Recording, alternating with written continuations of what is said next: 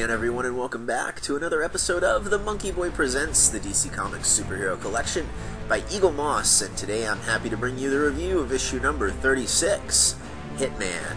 And this was a character that I was frankly really surprised that they announced, especially this early on in the line, considering we're well over 100 at this point. And he just wasn't a character I knew a whole lot about, and I wasn't all that impressed with the look, at least from the preview pictures that were out there. And then I purchased him, and man, I was really blown away by this guy. He is extremely well detailed. Anyway, we'll get to that after we look at the magazine first, which tells you everything you need to know about the character of the Hitman here, also known as Tommy Moynihan. And then we'll take a look at this actually impressive little figure afterwards, giving you the good, the bad, and the ugly. I hope you enjoy this, everybody. I know he's kind of an obscure guy. Try to get through the magazine as quickly as I can without skipping too much. And sit back, relax, enjoy issue 36 of the DC Comics Superhero Collection by Eaglemoss, Hitman. First up, the character section.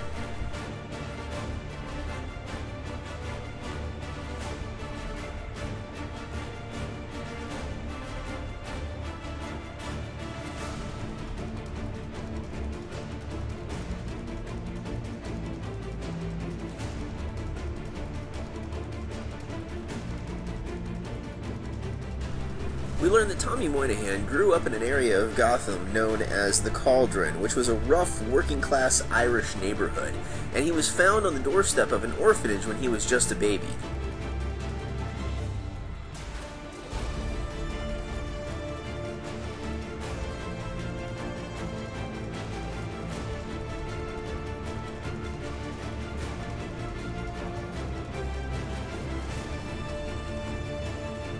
It also talks about a key moment in Tommy's life growing up, when he led the neighborhood kids in a revolt against the neighborhood bully, actually staring down the barrel of a gun that the bully pulled on him.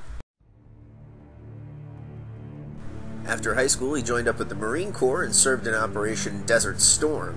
While there, he decided to hone his marksmanship and actually became an expert sharpshooter.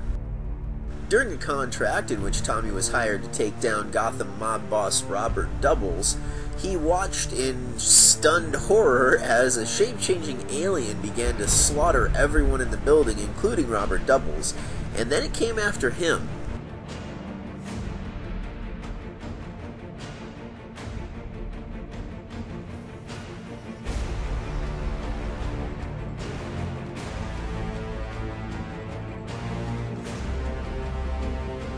When the paramedics found him and he came to, he found that his eyes were solid black and that he could hear everybody's thoughts.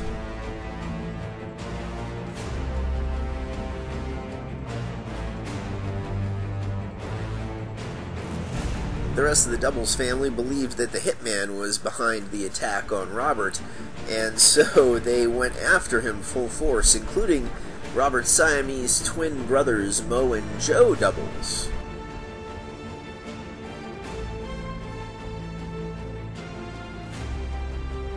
Tommy's also been approached by supernatural beings like the demon known as Mauser, who actually tried to get the Hitman to work for him in an army of demons.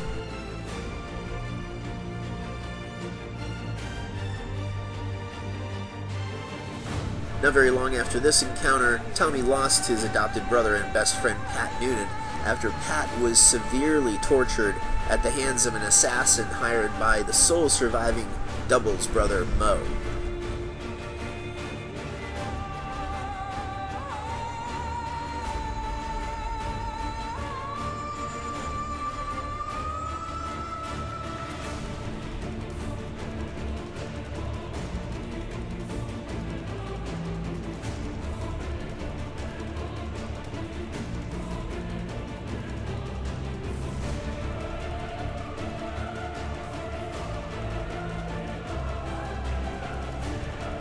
After dispatching of the Doubles family once and for all and avenging his best friend Pat, Tommy was approached by members of the CIA.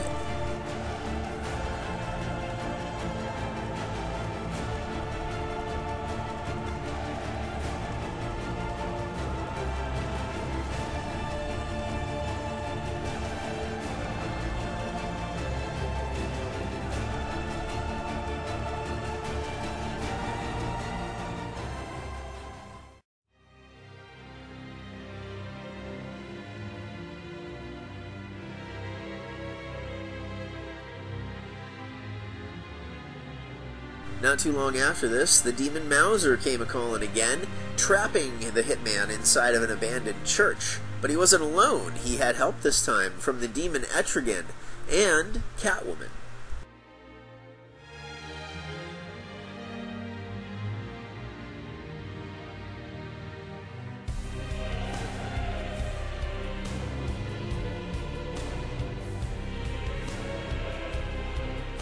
Finally, we learn that the Mafia, tired of dealing with the Hitman and his crew, have put a bounty of $2 million on his head. This, of course, causes a whole array of hitmen and assassins to come after Tommy, as well as his friends at Noonan's bar.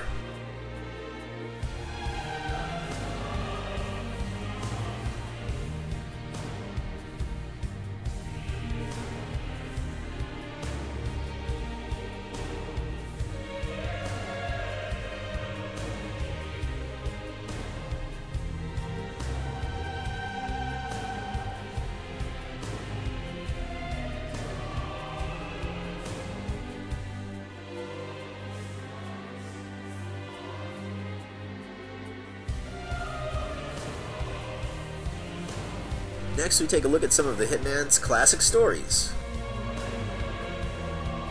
First up, Hitman, Zombie Night at the Gotham Aquarium.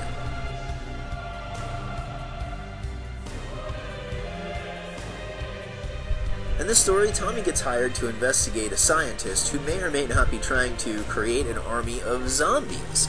He brings along his army buddy and partner in crime, Nat the Hat, and the two dig into it. It's really an interesting story because it's one of the first times that Tommy begins to use his telepathic abilities to his advantage to try and track this scientist down, and the artwork in it is really great as well. We also have JLA Hitman.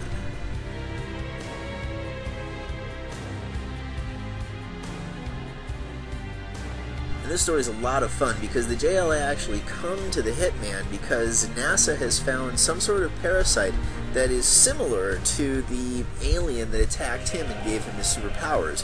When he arrives on the Watchtower with the other members of the Justice League, they find the NASA crew has been contaminated by this parasite, and then the parasite goes on to infect the Justice League, with Tommy being the only one who's still in control of himself. He actually stands up to Superman, finally reminding Superman of who he is and saving the day ultimately. It's a great story showing just how capable Tommy can be under great pressure.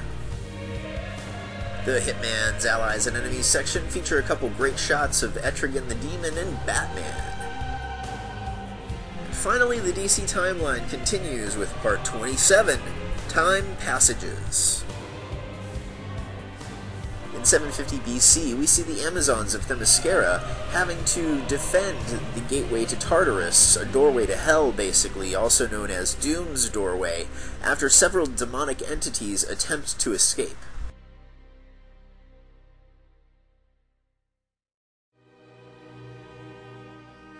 We also see the reappearance of the heroic Dr. Mist leading the last of the Homo Magi across the Middle East in search of a new home. And finally, we learn the new god known as Sunny Sumo traveled to the island of Honshu in Japan after narrowly escaping an attack from the evil Darkseid.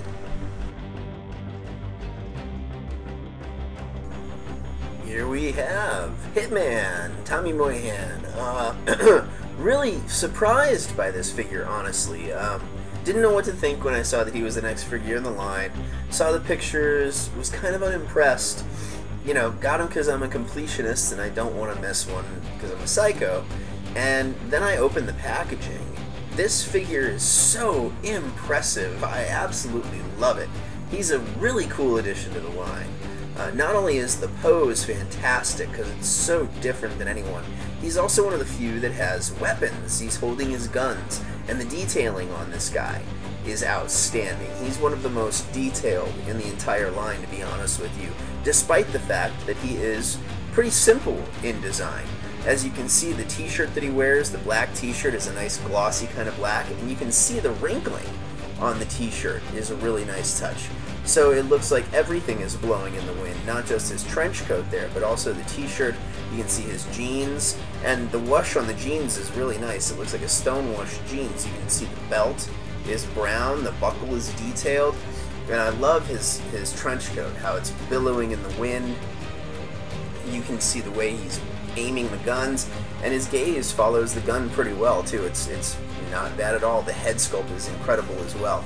All the little details on this guy are really, really outstanding, and just made me really fall in love with this figurine. I love the black and green trench coat as well, and you can see the black on the trench is a flatter black than that of the t-shirt, so they stand out. It doesn't look like the same piece. Not to mention the fact that the green piping goes up the collar there. It's so fantastic. All the little details on this guy are really neat. A little more detail and a little bit more about him in the better pictures. Hitman stands atop the DC logo, and the underside of the base has his name and serial number. And just so you can get an idea of the scale and detail on him, here he is with members of the Justice League. I guess the reason I'm so happy with this figure, and the reason I dig it so much, is because my expectations were so low maybe with him, and because he's just pulled off so skillfully here. It's a great pose. He looks like he's, falling back as he's shooting and aiming at something, readying his other gun. I love the way the cloak is billowing around. He's just a fun-looking figure, too. Let's see, we'll go with the good first, of course. The pose, the paint job. I love that he has weapons in his hand. Anytime a figure has some sort of signature weapon of theirs or anything like that, I love it. And they're done really well here. The guns on him are one of the best details. Every detail on him is great, but the guns are especially great. His fingers are all detailed. His fingers are in the triggers on both guns. You can see that they even detailed the grips with the classic crisscrossing pattern that you see on most handguns like that. All the way down to the barrel of the gun and everything. The details are so fantastic on him. His face is also a great sculpt. He's kind of got his one eye raised, like he's closing his one eye to aim or something behind those sunglasses. Really nice detail. The hair is a great mold. The colors are really, really nice too. The t-shirt's a slightly different black from the black on the trench coat. Love the green of the trench coat and the trench coat in general. All the little details are so nice. From the little buttons on the collar of the jacket to the little cufflinks, which now that you've seen it, you can never unsee it, are little H's for Hitman that he wears on both of the sleeves. Really fantastic. The jeans look like they're stonewashed or something. He has the brown belt with the buckle. Really fantastic details all the way around, down to the boots. And not only can you see the laces, you can see the traction pattern, I don't know what you call that, the sole of the boots. They have tracks on them. It's really nice. The bad. Here we go. You ready for the one and only criticism I have of this figure? He doesn't have a cigarette in his mouth. That's the only thing that I can say is missing from this guy. He always has a cigarette hanging off his lip. Again, though, like the Penguin, that would have been next to impossible to pull off on a figure of this scale. It would have been so fragile, it probably would have snapped off in the packaging. The ugly, nothing. Fantastic. There's nothing on this guy. I guess the gun, the one he has extended, is sort of a weak point, but I actually have dropped this guy once before from a few feet off the ground onto carpet. He was fine, so really nothing ugly about this guy. Overall, he's fantastic. I really love it. I like the characters that are obscure. I thought he was going to be a really plain Jane, nothing fancy figure, and I was really happily surprised at how meticulously detailed he is. It's really great. Anyway, I hope you guys have enjoyed this review. I, of course, have been your host, the MonkeyBoy, aka Jay to his friends. Please stay tuned for a quick teaser trailer of the next figure in the line. Yet another hero, yet another female. Some people may be familiar with this incarnation of the character, some may not. I hope you guys enjoy it. Again, I have been your host, the MonkeyBoy. Thank you for watching.